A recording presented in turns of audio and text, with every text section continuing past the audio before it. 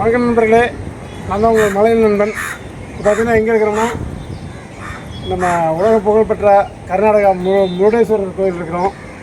இன்றைக்கி வந்து ரொம்ப நாள் ஆசை தரிசனம் பண்ணணும்னு நீங்கள் நேரம் கிடச்சி வந்துக்கிறோம்.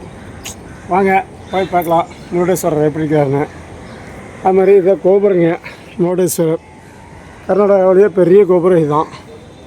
சூப்பரான கோபுரம், கிட்டத்தட்ட 150 அடி 200 அடி பக்கமாக இந்த கோபுரம்.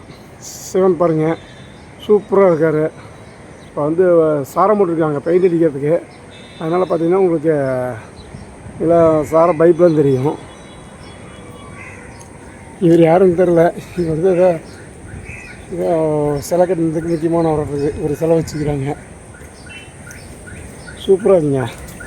ஃபஸ்ட் வந்து உள்ள முன்னாடி என்ட்ரன்ஸ் அங்கே வருது, படி ஏறி மேலே போகிறவங்கள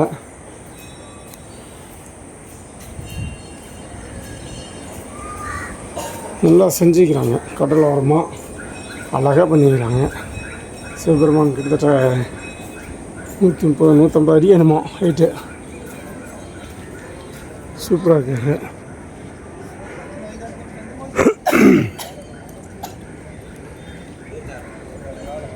அதுதான் பார்த்தீங்கன்னா பழைய கோயில்.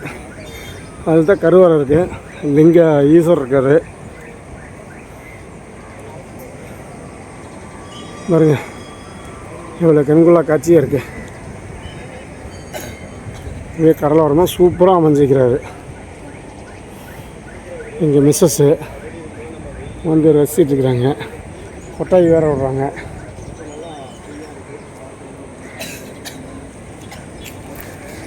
அங்கே பாருங்கள் நம்ம இது அதாவது பாரத போர் நடக்கிறப்ப கிருஷ்ணர் இப்போ அர்ஜுனுக்கு தேர் ஓட்டுனார்களோ அந்த சிலை வச்சுக்கிறாங்க. சூப்பராக இருக்குது. இவர் பார்த்திங்கன்னா ராவணன் விநாயகர் நிறைய கீழே மோடலாக மேயிற மாதிரி சிலை கட்டிருக்காங்க. ஏற்று மாதிரி வெஸ்டர்ன் கார்டன் சூப்பராக இருக்குது. கடலை பக்கத்துலேயே அழகாக அமைஞ்சிருக்குங்க. பார்க்குறதுக்கு கண்கொள்ளா காட்சியாக இருக்குது. நாங்கள் காலையில் நேரமாக வந்துட்டோம். அதனால் 6 மணிக்கெலாம் தாமி ஃபஸ்ட்டு கோபுரம் ஓப்பன் பண்ணதுமே நாங்கள் வந்து சாமி தரிசனம் செஞ்சிட்டோம். சிவன் பாருங்கள் அழகாக இருக்குது. இன்னும் சாரமெல்லாம் இல்லைன்னா சூப்பராக இருக்கும். சாரம் மாட்டோம்னா நமக்கு கொஞ்சம் இதாக இருக்குது. ஒரு கண்ணு பாருங்கள் அவ்வளோ சூப்பராக இருக்குது பார்க்குறதுக்கு.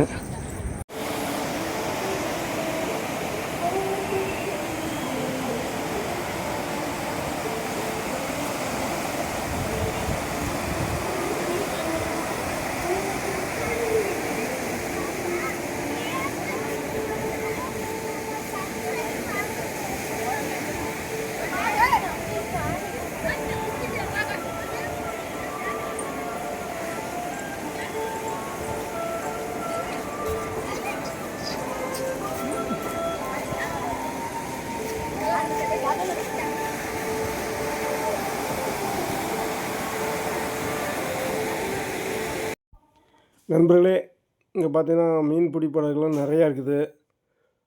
அங்கே பாருங்கள் ஆழ்கடலில் போய் மீன் பிடிச்சிட்டு வராங்க.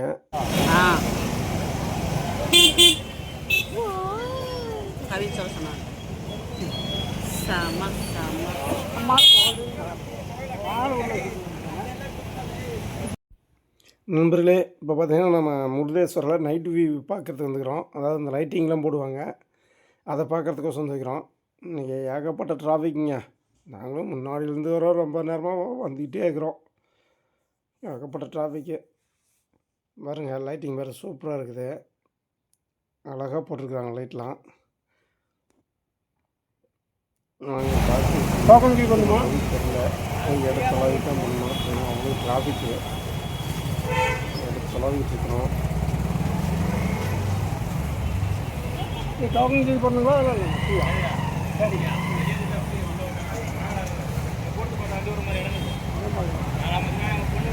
அந்த இடத்துல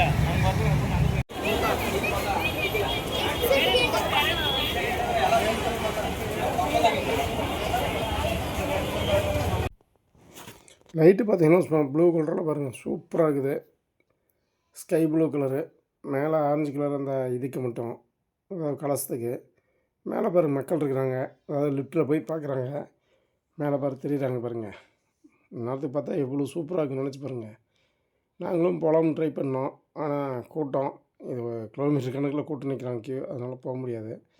பின்னாடியே அந்த கோபுரம் பாருங்கள் அப்படியே தங்க கலரில் அப்படியே மின்னுது. இந்த வானம் இருக்கிறதுக்கு அதுக்கு சூப்பராக இருக்குங்க லைட்டிங்க்கு. வானம் மேகக்கூட்டம் பாருங்கள் பார்த்தீங்கன்னா ஆல்ட்ரேஷன் அப்படியே மாறிடுச்சு.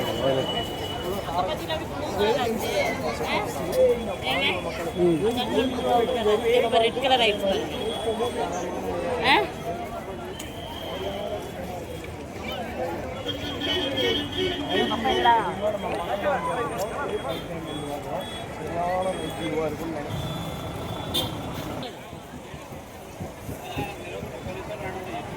ஃபோட்டோ எடுங்க அப்படியே 2 எடுக்கிட்டா.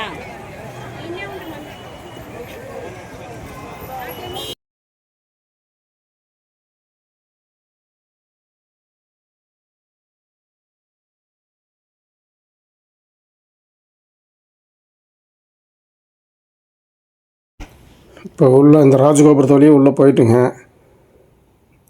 இங்கே தான் உள்ளதாக ஒரு முருதேஸ்வரர் இருக்கார், லிங்க வடிவத்தில் இருக்கார்.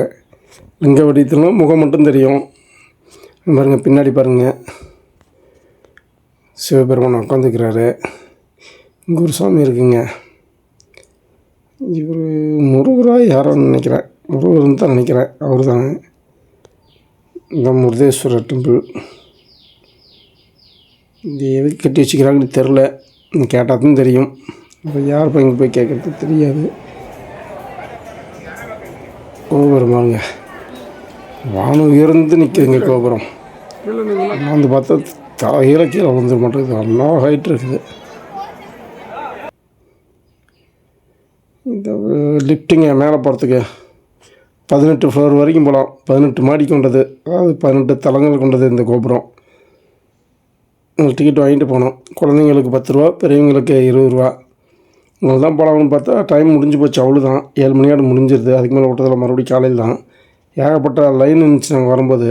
அதனால் நாங்கள் இதில் மேலே போகல.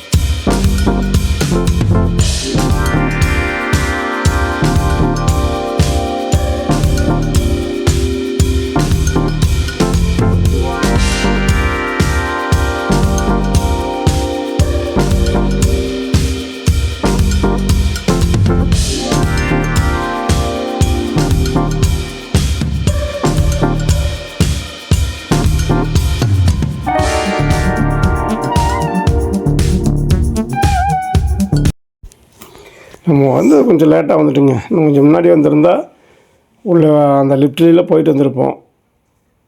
பாருங்கள், சிவன் சூப்பராக இருக்கிறாரு. இவர் தாங்க ராவணன்.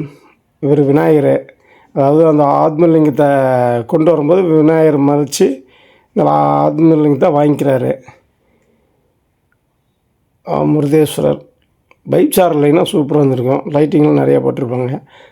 ஆமாம், அந்த ஆத்மலிங்கம்னு சொன்னாங்க. அது என்னென்னா, ராவணன் வந்து சிவங்கிட்ட வரம் வாங்கிட்டு லிங்கத்தை கொண்டுட்டு வரும்போது வேறு தேவர்கள்லாம் சொல்கிறாங்க, அந்த லிங்கம் அவருக்கு இருந்தால் ரொம்ப இதாகிடும், ரொம்ப கொடூரமாகிடும், அதனால் அந்த லிங்கத்தை வாங்கணும் அப்படின்னு சொல்கிறதுனால விநாயகர் வந்து ராவணனை தடுத்து நிறுத்தி அந்த ஆத்மலிங்கத்தை கீழே வச்சா அதோடைய பவர் போயிடும். அதனால் வந்து வாங்கி கீழே வச்சிட்றாரு. கீழே வைக்கும்போது மறுபடியும் வந்து அந்த ராவணன் வந்து அதை கட்டி பிடிச்சி தூக்கும்போது எடுக்க முடியல. அதனால் வந்து ஆத்மலிங்கம் இங்கேயே இருக்குதுங்க. இதுதான் இதோடைய வரலாறு. பல நூற்றாண்டுகள், அதாவது ராமாயண காலத்தை கோயிலுங்க இது. ராமாயண காலத்தில் நடந்தது அந்த கதை தான் இது. நந்தீஸ்வரர் பாருங்கள், பெரிய சிவனுக்கு முன்னாடி நந்தீஸ்வரர் இருக்கார் பாருங்கள். மறுபடியும் கலர் மாறிடுச்சு. இவர் கிருஷ்ணருங்க, அந்த இவர் ராமர் லட்சுமி சீதா தேவி இவங்களாம் இருக்காங்க. அதனால தான் ராமாயண காலத்தை கோயில்னு சொல்கிறாங்க. ராமாயணம் நடந்தது இப்போ தான் வந்து ராவணன் இருந்தார். அதனால் வந்து ராமாயணம் அதோடைய வரலாறுலாம் இங்கே இருக்குது. இதுக்குள்ளார போகலாம், சுரங்க மாதிரி இருக்குமாம்மா. இப்போ டைம் இல்லை, அதனால் போக முடியல. டைம் முடிஞ்சிடுச்சு. இதில் டிக்கெட் வாங்கிட்டு இதில் உள்ளே போகணும். டைம் முடிஞ்சு போச்சு, பார்க்க முடியாது. இப்போ ஈஸ்வரனுக்கும் இங்கே தனி சந்நிதி இருக்குது. கிருஷ்ணருக்கு, அதாவது ராமபெருமானுக்கும் தனி சந்நிதி இருக்குது. நந்தீஸ்வர பகவான், நந்தி பகவான் பெருசாக உட்காந்துட்ருக்காருங்க. உயரமாக உட்காந்துருக்கிறாரு. பார்க்குறதுக்கே இன்னும் மிரட்டுற மாதிரி இருக்கார். நல்லா இருக்குங்க. கோயில் சூப்பராக இருக்குது. மனதுக்கு ஒரு நிம்மதியான ஒரு கோயிலாக இருக்குது. நல்லா கடற்கரை ஓரமாக சூப்பராக அமைஞ்சிருக்குது கோயில். கடற்கரை ஓரமாக இல்லை, கடற்கரைக்குள்ளே தான். இந்த சாரமெல்லாம் இல்லைன்னா தான் சிவன் வந்திருப்பார். ஓகே நண்பர்களே, இந்த கோயிலுக்கு யாராவது வந்திருந்தீங்கன்னா மறக்காமல் கமெண்ட் பண்ணுங்கள். அதேமாதிரி இந்த வீடியோ பார்க்குறவங்க சப்ஸ்கிரைப் பண்ணிங்க, லைக் பண்ணுங்கள். உங்களுடைய சப்போர்ட் எப்பயும் நமக்கு வேணும். அதனால் மறக்காமல் சப்போர்ட் பண்ணுங்கள். இதில் ஏதாவது பிழை இருந்தால், ஏதாவது பேசியிருந்தால் உங்களுக்கு தெரிஞ்சால் அதை பற்றி கமெண்ட் பண்ணுங்கள். இந்த கோயிலுடைய வரலாறு பற்றி. டைம் ஆச்சு, கோயில் பூட்டு போகிறாங்க. அதனால் எல்லாம் கிளம்புறோம். மறுபடியும் அடுத்த ஒரு நல்ல வீடியோவில் உங்களை சந்திக்கிறேன். அதுவரை உங்களிடம் விடுவது உங்கள் மலைகளின் நண்பன்.